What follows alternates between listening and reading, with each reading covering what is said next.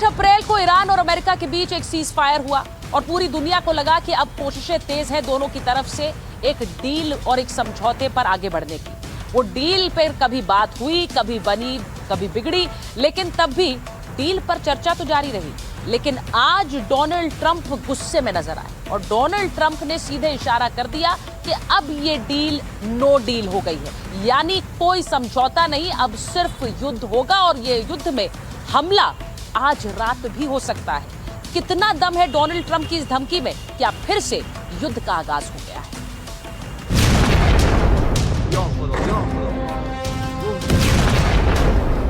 I think it's over. I want to deal with them anymore. You know, there's people. They're led by sick people. If they had a nuclear weapon, they'd use it. As far as I'm concerned, it's over. Iran से America का समझौता खत्म।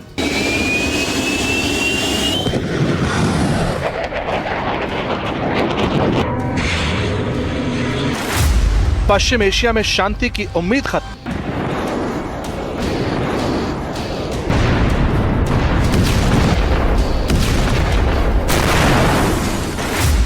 Iran और America का युद्ध विराम भी खत्म। 91 दिन पहले बंद हुई जंग की आग फिर भड़कने वाली। मिसाइलों का जखीरा फिर आसमान नापने लगा है, जिसके बाद ईरान और अमेरिका के बीच हुए सीज फायर पर फिर सवाल खड़े हो गए। सिर्फ 24 घंटे पहले यूएस बॉम्बर्स ने ईरान के 80 से ज्यादा सैन्य ठिकानों को निशाना बनाया। एयर डिफेंस सिस्टम, मिसाइल ठिकाने, कमांड सेंटर, ड्रोन बेस और सैन्य ढांचे पर हमले हुए,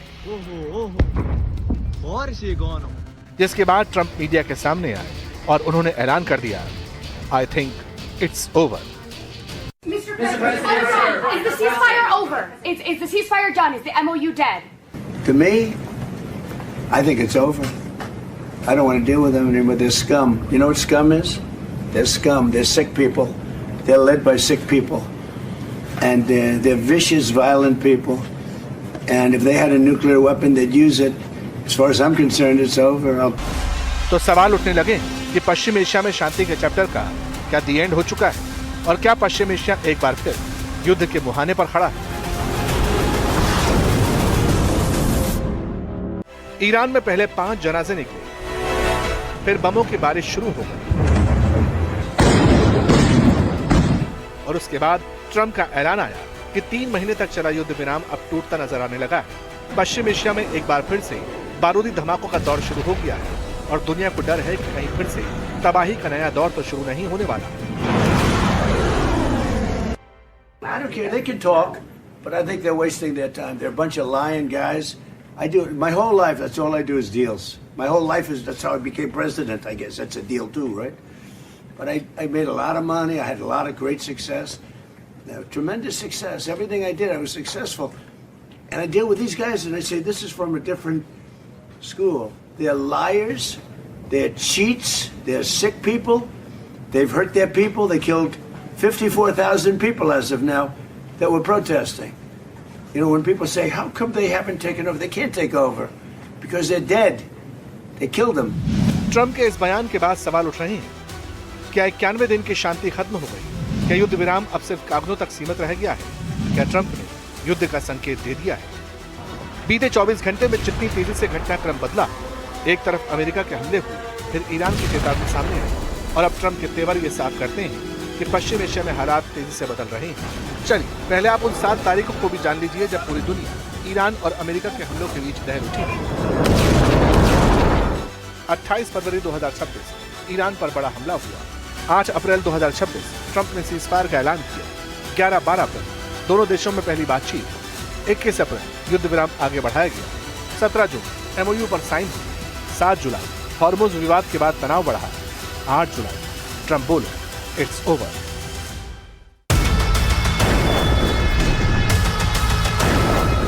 इस पूरे घटनाक्रम में सबसे बड़ा मोड़ आया हॉर्मुज स्ट्रेट से, जहां जहाजों पर हमले के बाद अमेरिका ने जवाबी कार्रवाई करते हुए ईरान के 80 से ज्यादा ठिकानों पर हमला बोल दिया।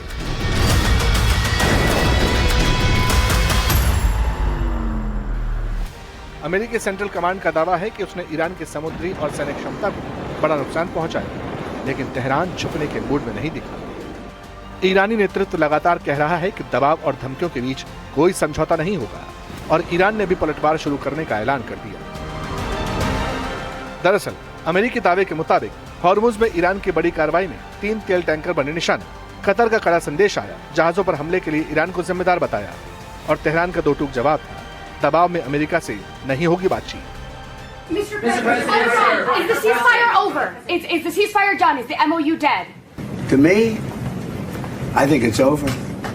I don't want to deal with them anymore. They're scum. You know what scum is? They're scum. They're sick people. They're led by sick people. And they're vicious, violent people. And if they had a nuclear weapon, they'd use it. As far as I'm concerned, it's over.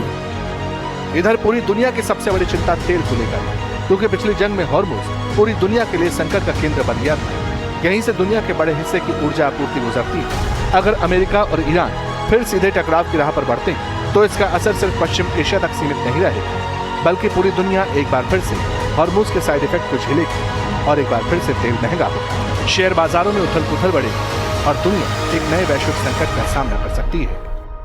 चाहे षड्यंत्र के अंतर्गत ही America ने मौका दिया हो Iran को, लेकिन फिर भी कई मौके दिए गए कि मिडिल ईस्ट के अंदर शांति आ जाए, समझौता हो जाए, लेकिन ईरान ने उसे मानने से इनकार कर दिया।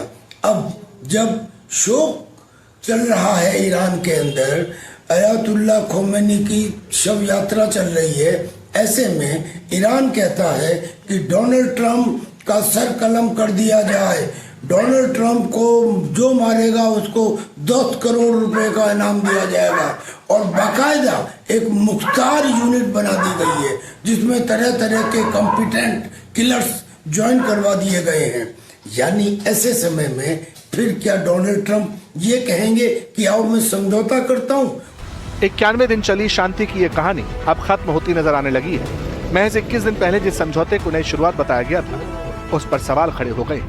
ईरान के 80 से ज्यादा ठिकानों पर हमले हो चुके हैं और दुनिया की सबसे बड़ी ताकत का राष्ट्रपति कहता है, आई थिंक इट्स ओवर। अब सवाल सिर्फ युद्ध विराम का नहीं, सवाल ये है कि क्या पश्चिम एशिया फिर बारूद के हवाले होने जा रहा है? क्या मिसाइलों का दूसरा दौर शुरू हो चुका है या फिर दुनिया एक और बड़े टकराव की उल्टी गिनती देख रही है?